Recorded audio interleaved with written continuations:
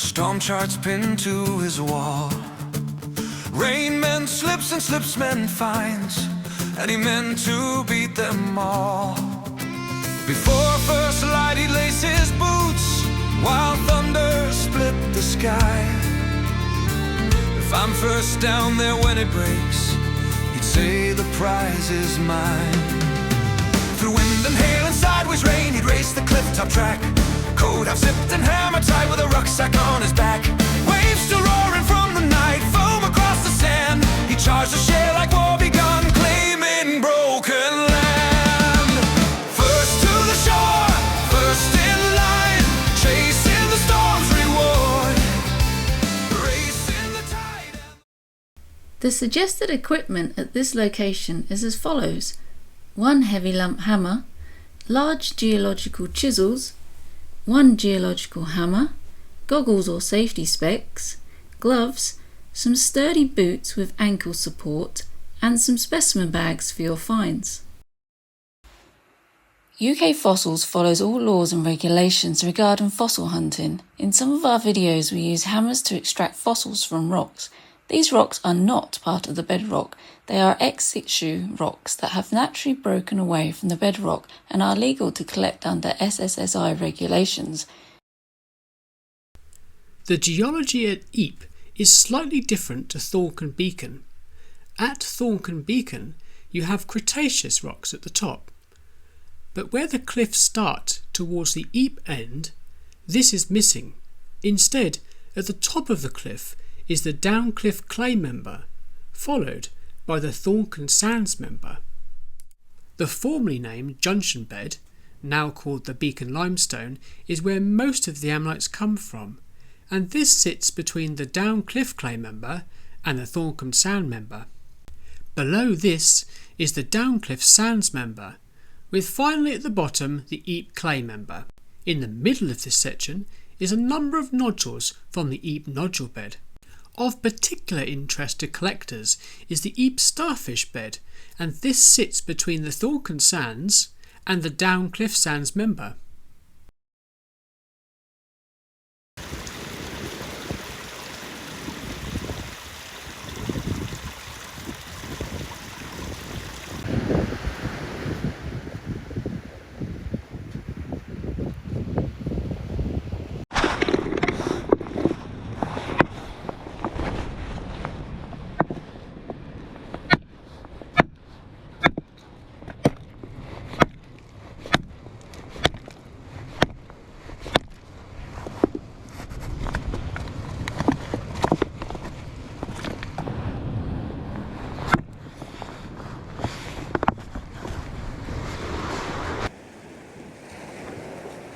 So this is Eype.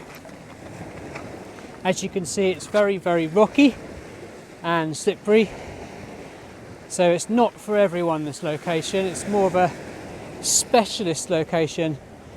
It's got a lot of different species of ammonite that can be found here.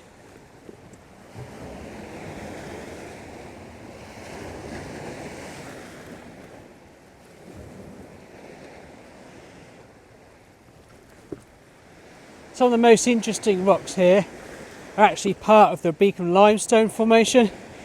Now this actually used to be called the Dorset Junction Bed many years ago. It's very easy to have that stuck in your head when you're so used to using the Dorset Junction Bed after years, and then it gets changed. So I'm just having a bit of a scout around at the moment.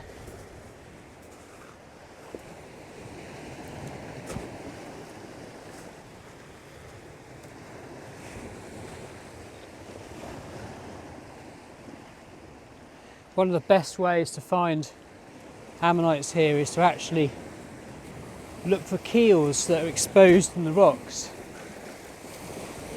Now these rocks here are actually very hard, so you will need some good lump hammer and chisel here.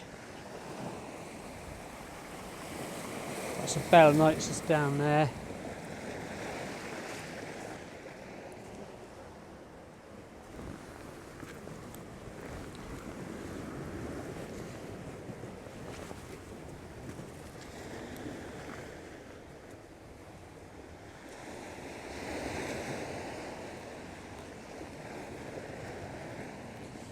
There's been some really significant falls along this part of the coastline in the last few years, and this is one of them. Another new one actually as we came walking up. I've not noticed that one last time we came.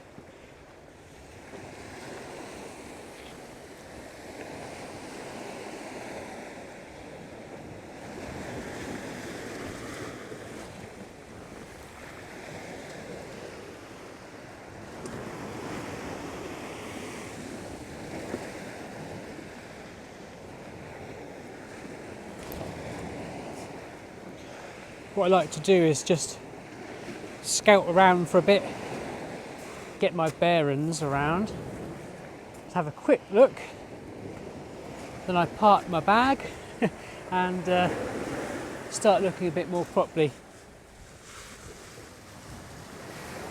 I'm just looking on these bedding planes here because these bedding planes is where you get the starfish bed.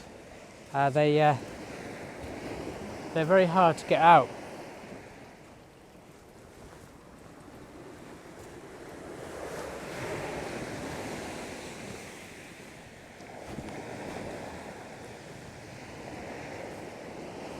Right, I'm going to stop here.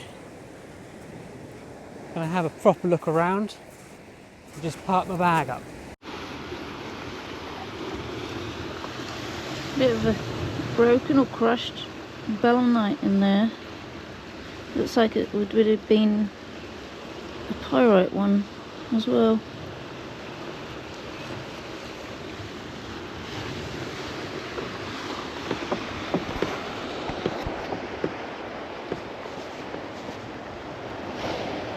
Some of these rocks are very, very slippery. As you can see, some algae on the rocks there where the seas come up. So some are very slippery, so if you're walking across here, just be very cautious. Looks like there's some shells in here.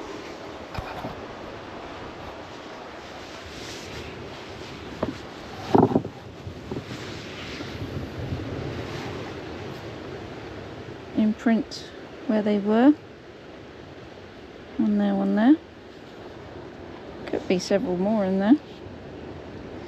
These are actually very hard rocks to break as well, so if you intend on breaking these, make sure you've got something like a 4-pound hammer will do the trick.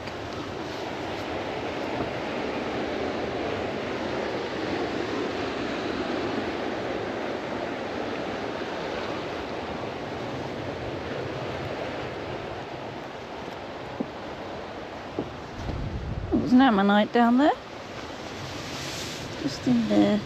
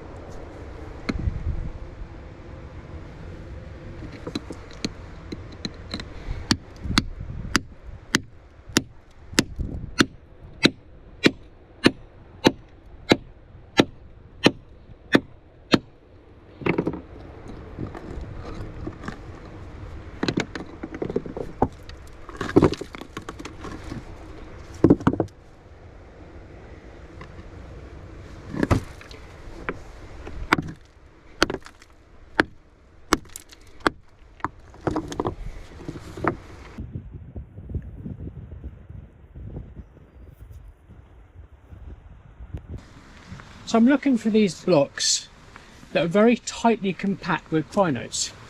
I'm looking for these because inside often you'll have a particular species of ammonite called Amaltheus. Unfortunately, they don't tend to split very well, so you will lose a lot more than you actually gain. Now, this is one I split earlier. As you can see, it's split completely wrong, so only part of it is actually on this side of the rock and the other side of the rock is missing this section here. But you will get the occasional one that does come out whole. We're going to give this one a hit and see if we can find some.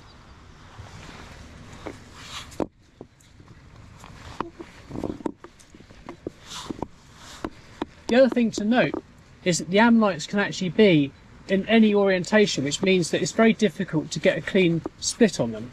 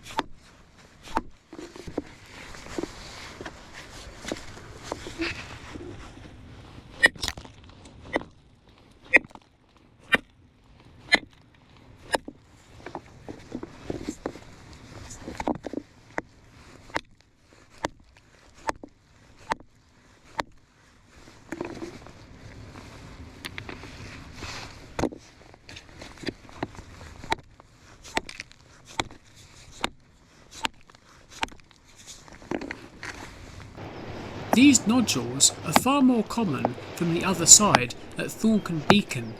We actually visited that location recently and done another video and found a number of excellent specimens, but today we were not in luck.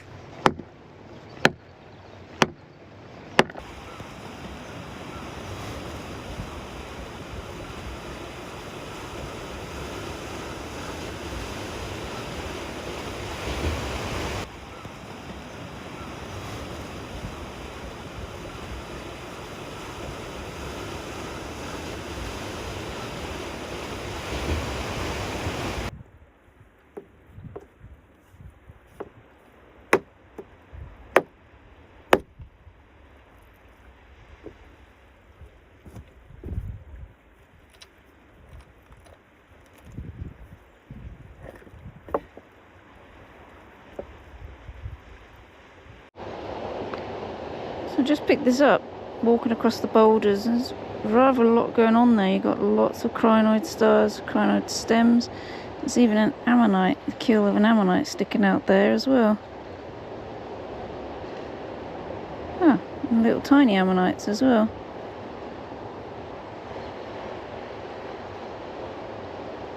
Might be worth splitting that actually. So it's a very, very small ammonite. It was just in there. This is all loose stuff that has fallen down. Let's have a look, see if you can see. It runs all the way around there. It's a tiny but mighty ammonite. There's one there. There's broken mind. It's not part of that. Little shell in there. Oh.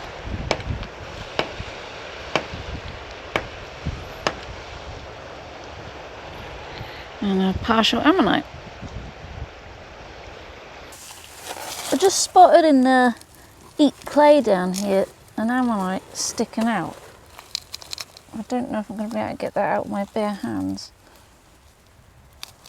But I did pull this one out a minute ago, and there's one just in there, and these ones I found earlier.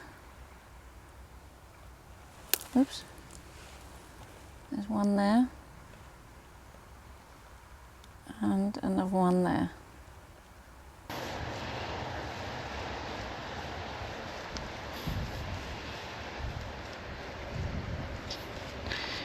Getting there. Here we go.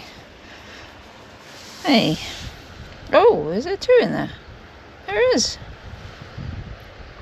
So you got one coming around here, and then you got another little one there. And another tiny little one there.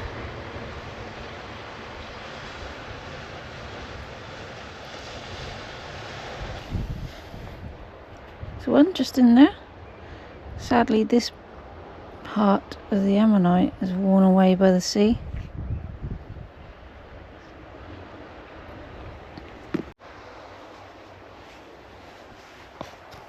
Oh, what's that hiding under there? Please let it be complete. Can you see it? Let's move that and that one. Oh. Nope.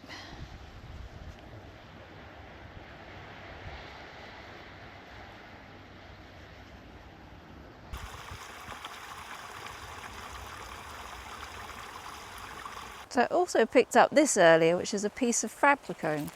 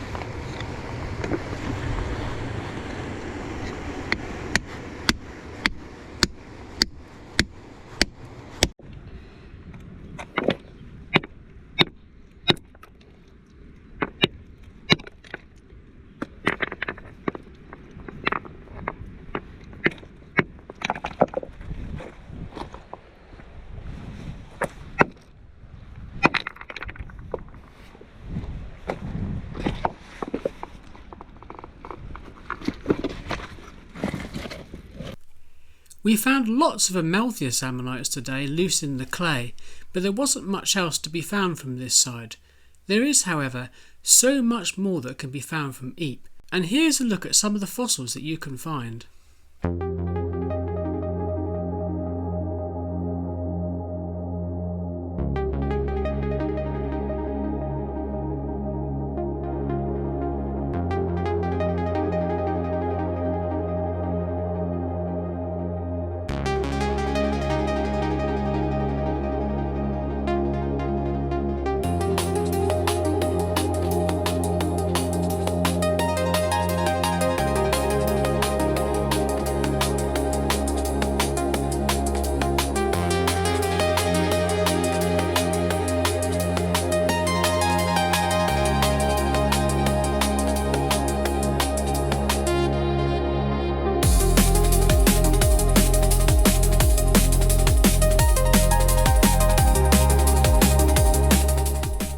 Today's visit focused only on the Eype side of Thornton Beacon. The rest of Thornton Beacon was covered in another guide that was recently released. We recommend playing that video because you're likely to visit that section when you do visit Eype. The recent cliff falls there have made that site extremely productive. Thank you for watching. If you enjoy fossil hunting, like and subscribe to our channel for regular videos on where to collect, hints, tips and location updates.